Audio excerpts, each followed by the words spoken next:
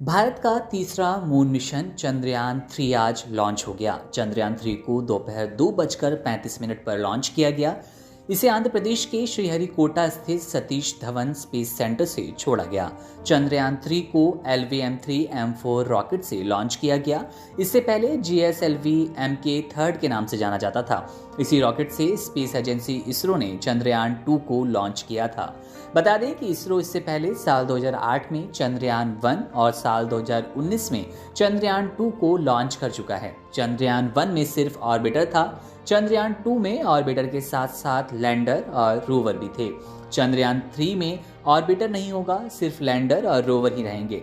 इसरो ने इस बार भी लैंडर का नाम विक्रम और रोवर का नाम प्रज्ञान रखा है। चंद्रयान-2 में भी लैंडर और रोवर के यही नाम रखे गए थे।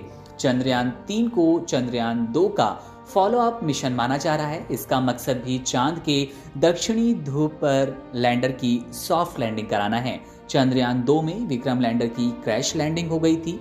3 महीने बाद अमेरिकी स्पेस एजेंसी नासा ने इसका मलबा ढूंढा था। इसके 4 साल बाद अब फिर इसको चंद्रयान-3 के जरिए लैंडर और रोवर को दक्षिणी ध्रुव पर उतारने की कोशिश करेगा।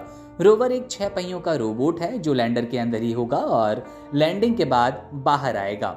इसरो ने जनवरी 2020 में चंद्रयान-3 लॉन्च करने का ऐलान किया था। इसे 2021 में लॉन्च किया जाना था, लेकिन कोविड की वजह से इसमें देरी हो गई।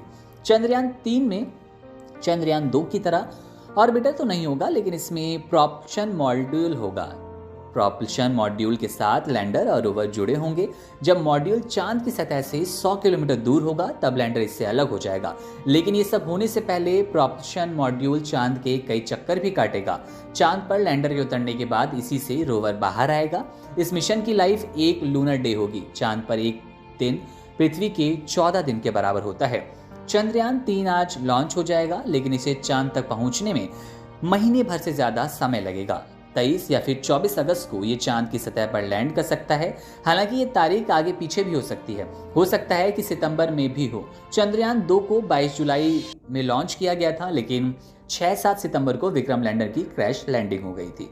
अब हम आपको इसका मकसद बताते हैं कि चंद्रयान-3 लॉन्च क्यों किया गया। चंद्रयान-3 का भी वही मकसद है जो चंद्रयान-2 का था, यानी चांद के दक्षिणी ध्रुव पर सॉफ्ट लैंडिंग कराना। इसरो के इस तीसरे मून मिशन की लागत करीब 615 करोड़ है, जो कि चंद्रयान-2 से कम है। इसरो के मुताबिक चंद्रयान-3 के 3 मकसद हैं। पहला, विक्रम लैंडर की चांद की सतह पर सुरक्षित और सॉफ्ट लैंडिंग करना। दूसरा, प्रज्ञान रोवर को चांद की सतह पर चलाकर दिखाना। और तीसरा, वैज्ञानिक परीक्षण करना। अगर चंद्रयान-3 का लैंडर चांद की सतह पर सॉफ्ट लैंड कर जाता है तो ऐसा करने वाला भारत चौथा देश होगा।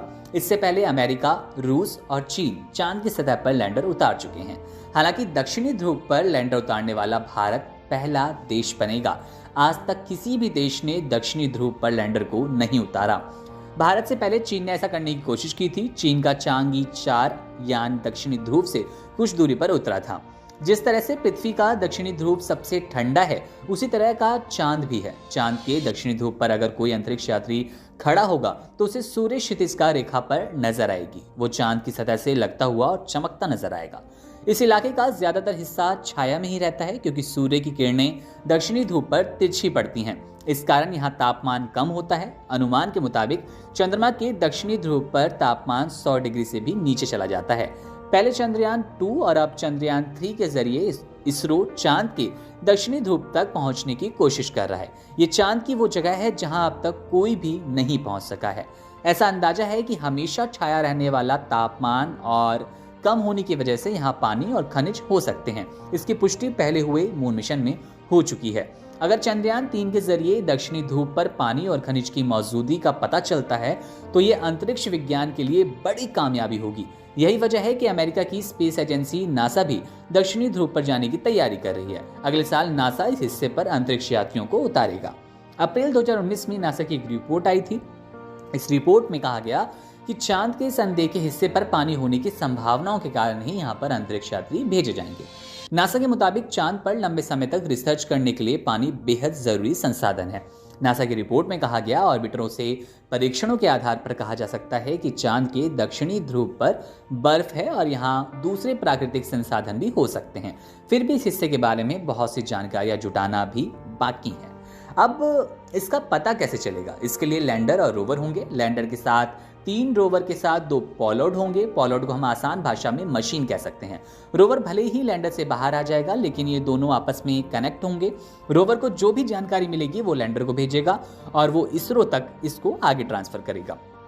लैंडर और रोवर के पेलोड चांद की सतह का अध्ययन करेंगे। ये चांद की सतह पर मौजूद पानी और खनिजों का पता लगाएंगे। सिर्फ यही नहीं, इनका काम ये भी पता करना है कि चांद पर भूकंप आता है या फिर नहीं। पिछले मिशन से हमने क्या सीखा, हमें क्या मिला, हम वो बताएं आपको। तो इसरो ने साल 2008 में अपना पहला मून मिशन चंद्रयान-1 लॉन्च किया। इसमें सिर्फ ऑर्बिटर था जिसने 312 दिन तक चांद का चक्कर लगाया था। चंद्रयान-1 दुनिया का पहला मून मिशन था जिसने चांद में पानी की मौजूदगी के सबूत दिए थे। इसके बाद 2019 में चंद्रयान-2 लॉन्च किया गया। इसमें ऑर्बिटर के साथ लैंडर और रोवर भी भेजे गए। हालांकि ये मिशन ना तो पूरी तरह सफल हुआ और ना ही फेल।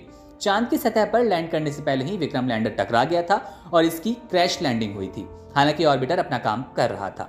अब एक बार फिर से चांद पर इसरो अपना मिशन भेज रहा है। चंद्रयान-2 की गलतियों से सबक लेते हुए चंद्रयान-3 में कई अहम बदलाव किए गए। अगर चंद्रयान-3 पूरी तरह कामयाब होता है तो अंतरिक्ष विज्ञान में भारत एक नया रिकॉर्ड बना देगा।